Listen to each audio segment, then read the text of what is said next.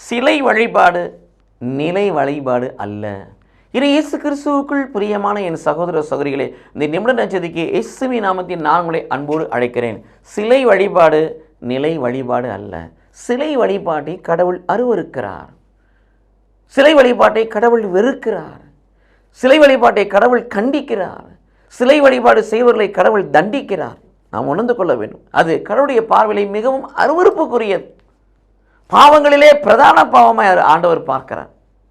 சிலை வழிபாட்டு தீட்டுக்கு உங்களை நீங்கள் மாற்றிக்கொள்ளாதீர்கள் சொல்லுகிறார். சிலை வழிபாடு ஒரு மிருகத்துக்கு செய்யக்கூடிய வழிபாடாக இருக்கிறது. இது இயேசு கிறிஸ்துவுக்குள் பிரியமான நம்முடைய வழிபாடு எப்படி இருக்க வேண்டும்? நிலை வழிபாடாக இருக்க வேண்டும். நிலையான வழிபாடாக இருக்க வேண்டும்.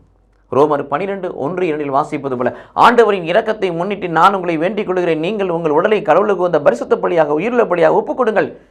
இது நிலை வழிபாடு.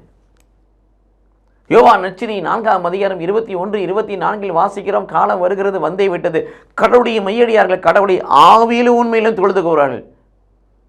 உண்மை கொலோசியர் 3:16 வாசிப்பது போல, இயேசு கிறிஸ்துவின் வார்த்தை உங்களுக்குள் இருக்க, கலாத்தியர் 4:6 பிரகாரம் பரிசுத்த ஆவியை நம்மை ஆட்கொள்ள, அந்த இறைவாத்தின்படியே நம் நடப்பதற்கு தேவையான ஆற்றலை வல்லமை நமக்குள் இருக்கிற பரிசுத்தாவை கொடுக்கின்ற பொழுது அது ஆராதனையாய் மாறுகிறது. வெறும் பாடல் மட்டுமல்ல, வெறும் துதி மட்டுமல்ல, வெறும் ஜெபம் மட்டுமல்ல, வெறும் ஸ்தோத்திரம் மட்டுமல்ல, மாறாக வாழ்வு அங்கே ஆராதனையாய் மாறுகிறது. அதனால தான் காலம் வருகிறது, வந்தே விட்டது, கடவுளுடைய மையர்கள் கடவுளை ஆவியிலும் உண்மையிலும் தொழுதுவார்கள், கடவுளை எங்கும் தொழுது கொள்ளும் காரணம் என்று சொல்லுகிறார். இந்த நிலை வழிபாடு எபிரேயர் 12:28 வாசிக்கிறோம். இறைப்பற்றுடையவர்களாயிருங்கள், இறை அச்சமுடையவர்களாயிருங்கள், நன்றி உணர்வோடு கடவுளுக்கு வழிபாடு செய்யுங்கள் சொல்லுகிறார். இத்தகைய வழிபாடை நாம் மேற்கொண்டோம் என்று சொன்னால் அது கடவுளுடைய பார்வையிலே நிலையான வழிபாடு, மற்றதெல்லாம் சிலையான வழிபாடு. நாம் வழிபாட்டை நாம் தீர்மானித்துக் கொள்வோம். கடவுளுக்குள் கடவுளோடு வாழ்வோம். கடவுள் நம்மை ஆசீர்வதிப்பாராக. ஆமென்.